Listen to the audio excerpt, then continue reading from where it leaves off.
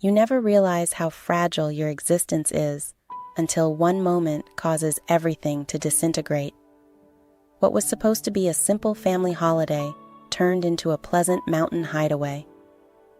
Nolan's unwavering conviction to maintain appearances, obsessed with portraying us as a flawless, unified family, transformed our simple family holiday into something altogether else. It made little difference that our marriage had long since degraded into something more transactional than loving, or that Hunter, his son from his previous marriage, had always been aloof and guarded, never completely warming to me as his stepmother. I went along with the vacation. I did it out of habit. Despite my efforts to cooperate, comply, and maintain the peace, there was no peace that weekend. Before we continue, please subscribe to my channel for more riveting real-life stories. Remember to watch till the finish. Please remember to press the like button to show your support. Keep the tales coming. The problem began with a seemingly minor oversight, a booking error at the resort. Nolan had unintentionally scheduled the wrong dates, leaving us one room short. He brushed it off, of course, and suggested Hunter and I share a room as if it were no major issue. "It's only for one night," he said. That night, when I lay next to Hunter in the dimly lit room, I understood how delicate the family dynamic was. Looking back, I wonder if it was always going to break apart, or if that one moment in the lodge was what sent everything off. In any case, the consequences were considerably beyond my expectations.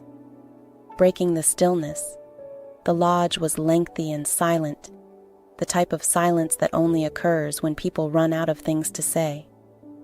Nolan drove, eyes fixed ahead, as I gazed out the window at the passing trees. Hunter sat in the back seat, headphones on, engrossed in his phone. This was not an unusual situation. Our family excursions were always like this. 3 persons remarked, "Separate and drifting. Do you remember the hiking boots?" Nolan inquired, breaking the stillness. "Yes," I responded bluntly. He nodded. Hunter's attention was already on the road, and he remained silent throughout the journey, particularly with me. At 30, Hunter had a profound, brooding stillness, as if he was always repressing something under the surface. He inherited his mother's dark hair and keen features, like the woman Nolan had loved before me. I didn't hold it against him, and I couldn't bring myself to dislike Hunter for it. How could I? Mother had died while he was a teenager, leaving a void that no one, not even his father, could really replace. Still, there was a barrier between us, one that neither of us had made any attempt to break down. When we eventually arrived at the resort, the sun was sinking, illuminating the mountains in gold. The lodge itself had a rustic, well-worn appeal that suggested years of family holidays. Nolan checked us in, and Hunter and I unloaded the car at this location. "Isn't it nice?" Hunter spoke, breaking the stillness. As he hoisted a suitcase onto the gravel, I responded, shocked by his attempt to chat. He looked at me, something unreadable flickering in his eyes, before returning to the car. The interior of the lodge looked nice, with wooden paneling and chairs arranged around a stone fireplace, but when Nolan returned from the front desk, his demeanor indicated that something was wrong. There had been a mix-up, he explained, running his hand through his graying hair. They only have 2 rooms available tonight, and the 3rd won't be ready until tomorrow. I blinked. Understanding the ramifications, what should we do? He answered briskly, "I'll take one. Hunter and you can share one room." My stomach dropped at the thought, but I did not argue. Nolan had already disregarded it as a trivial nuisance not worth worrying about. The room Hunter and I were assigned to was modest but cozy, with a queen-sized bed taking up the majority of the area. A solitary lamp illuminated the flowered comforter, and the aroma of pine came in through the open window. Hunter responded in a bland tone. "This is cozy," as he placed his backpack near the entrance. I faked a grin. It was just for one night, and the unease hit me immediately. I attempted to divert myself by unpacking and organizing my toiletries in the little bathroom while Hunter occupied himself with his phone. When it came time to retire for the night, the tension in the room was palpable. "You grab the bed Hunter provided while standing. By the window, I can sleep on the floor." "Don't be ridiculous," I responded, shaking my head. "The bed is large enough for both of us." He paused, his look unclear. Before dozing slowly, I lay on one side. As the minutes passed, Hunter lay alongside me, his breathing steady yet shallow. I told myself everything was good, but deep inside, I knew otherwise. That night began as any other family evening, or so I persuaded myself. The rustic room was quiet, the soft chirping of crickets outside filling the air, the golden glow from the bedside lamp casting shadows on the wooden walls, giving the room a dreamlike quality. Hunter propped himself up on one side of the bed, engrossed in his phone, while I sat cross-legged on the other, feigning to read a book. Though it was a normal day, I brought my heart. Dinner was as uneventful as most of our family meals. Nolan had dominated the conversation. I looked up, interrupted by a sudden question. I was taken aback by his directness. "What makes you believe that?" I answered in a joking tone. He grinned and placed down his phone. "For the past 20 minutes, we have been in agreement." I quietly laughed and put down the book you had given me. Hunter altered his body language, becoming more calm than normal. "What is on your mind?" The question amazed me. "Nothing." I responded too fast. He lifted an eyebrow, evidently skeptical. "Come on, Everly, I know you." Better still, it was the first time he addressed me by name rather than stepmom or nothing at all. The way he spoke had a chilling effect on me. I groaned and leaned back against the headboard. I guess I'm simply reflecting on how different things feel these days. Trips like these used to be enjoyable, weren't they? Hunter nodded. His expression softened. Yes, they did when it was just me and Dad, or before I was old enough to realize how false everything seemed. He was wounded by his honesty, but not because he was wrong. "I've tried," I said. I know he responded nicely, and I appreciate that. Even though I didn't say anything, I turned to him. For the first time, his sincerity surprised me, and I felt like our wall was crumbling. We chatted for a long time after that, expressing our problems with Nolan and recounting Hunter's visits with his mother. Hunter spoke with nostalgia, saying, "She was the glue." Dad was always working, but Mom made things feel complete. I nodded my head in agreement. It's difficult to keep up with someone like them. You don't have to put it simply. We became silent again. With the weight of our words remaining, I switched off the lamp, revealing just the beautiful moonlight flowing through the window. As I adjusted the blankets, my leg rubbed up against his. "Sorry," I said, immediately moving away. "It's all right," he said calmly, but something had changed in that tiny instant of touch. I tried to concentrate on falling asleep, but the tension in the room was intolerable. Every minor movement he made seemed magnified, a reminder of how close we were. "Are you okay?" Hunter asked quietly, breaking the silence. I paused, my throat dry. "I am okay. I lied."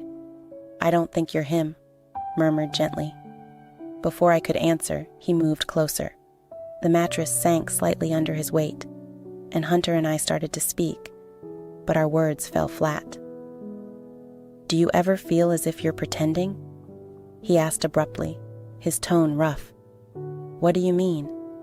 Do you feel as though you're leading a life that isn't genuinely yours, fulfilling all your potential, yet never experiencing a sense of authenticity? His remarks resonated deeply with me. I swallowed hard. Every day, the admission lingered in the air between us, whispered realities replacing denial. It was not a spectacular event. It was neither painful nor purposeful. We were simply conversing gently, exchanging secrets in the dark, when his palm brushed across mine beneath the sheets, and neither of us drew away. "This is okay," he mumbled, barely audible. I should have said no. I should have stood up and fled, but instead I turned to face him, my heart hammering. "Yes," I whispered. Afterward, we lay in quiet, our breathing irregular. My thoughts were filled with shame, bewilderment, and yearning, yet I couldn't speak. Hunter apologized, finally breaking the stillness. "Don't I?" I spoke immediately, my voice shaking. "I don't apologize. I'm not sure what this means." He acknowledged. "Neither do I said. My throat tightened, but I knew deep down that the next morning I would wake before Hunter, silently sliding out of bed as the pale light of dawn illuminated the room in lovely golden hues. I dressed hurriedly and avoided the mirror. Hunter awoke to find me sitting by the window, feigning to gaze outside. "Morning," he replied, groggy. "Morning," I replied, keeping my tone neutral. For a moment he hesitated as if he wanted to say more, but then he headed for the bathroom.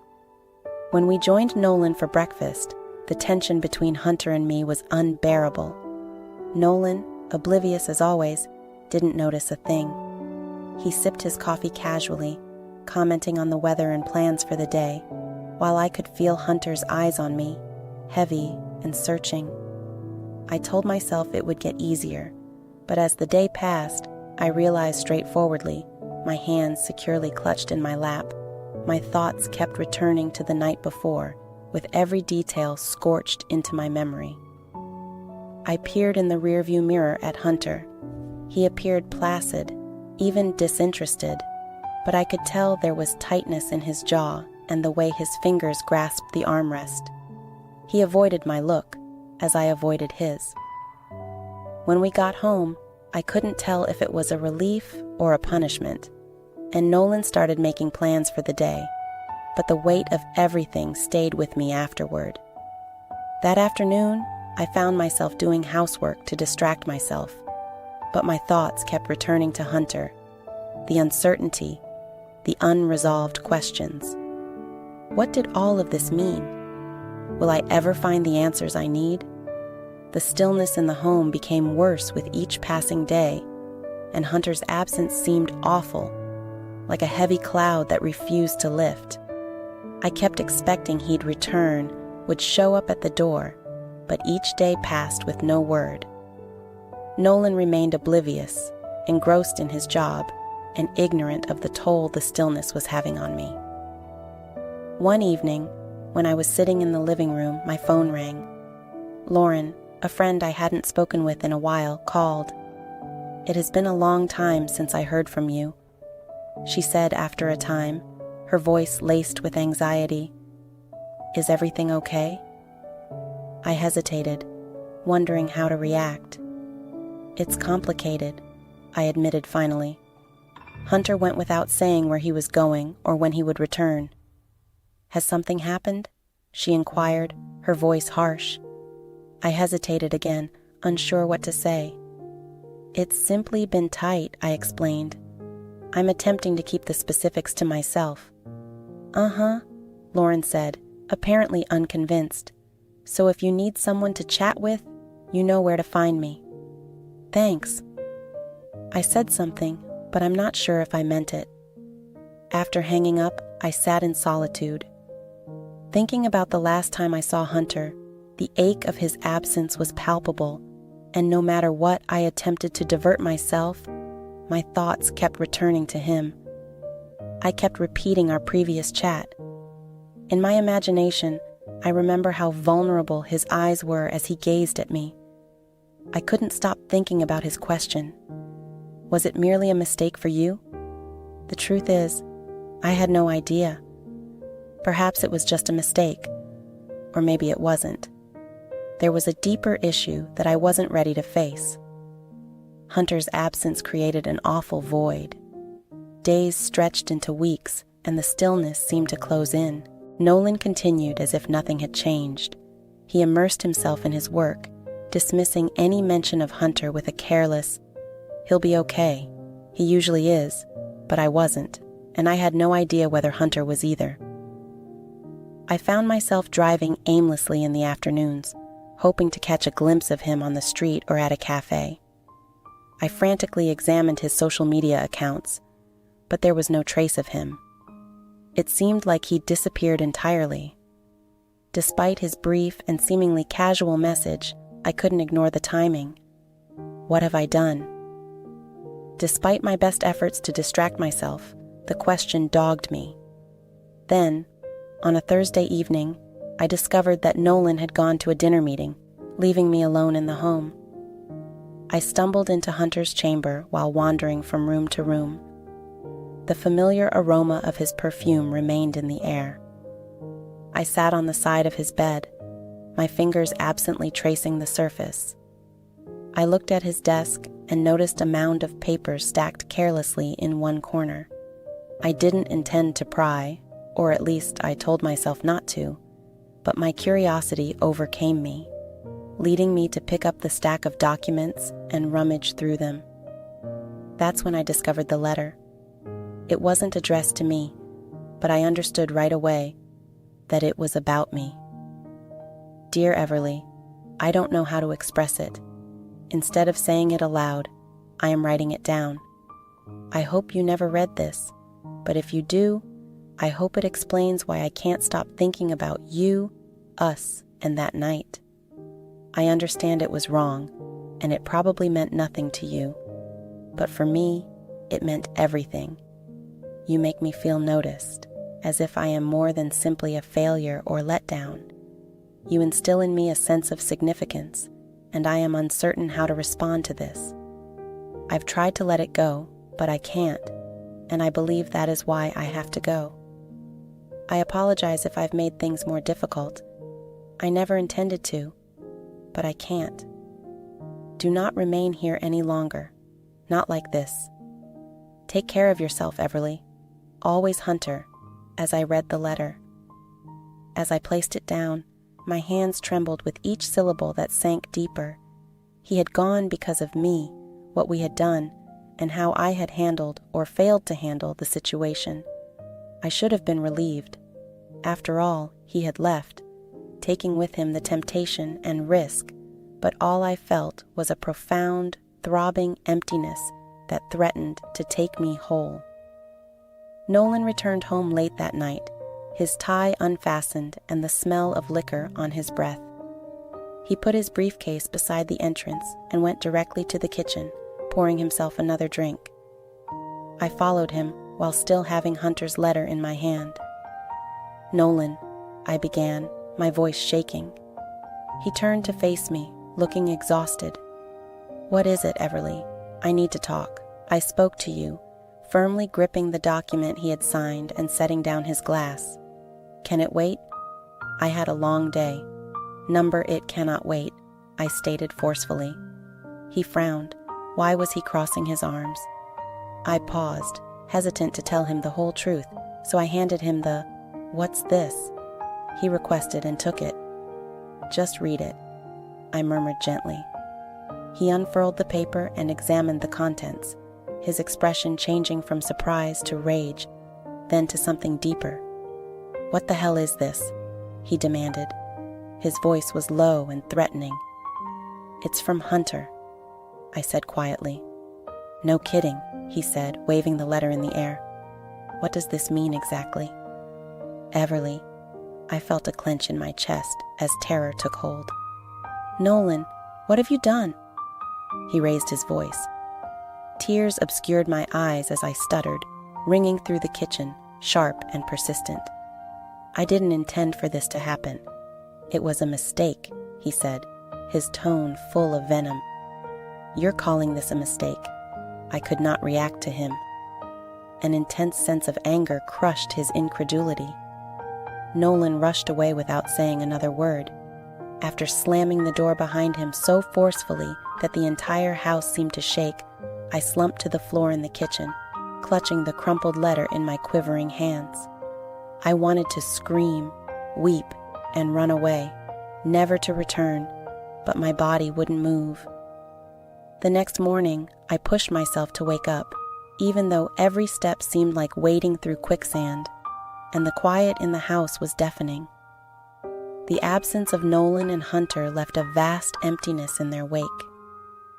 The oppressive emptiness engulfed every part of the home and threatened to devour me completely.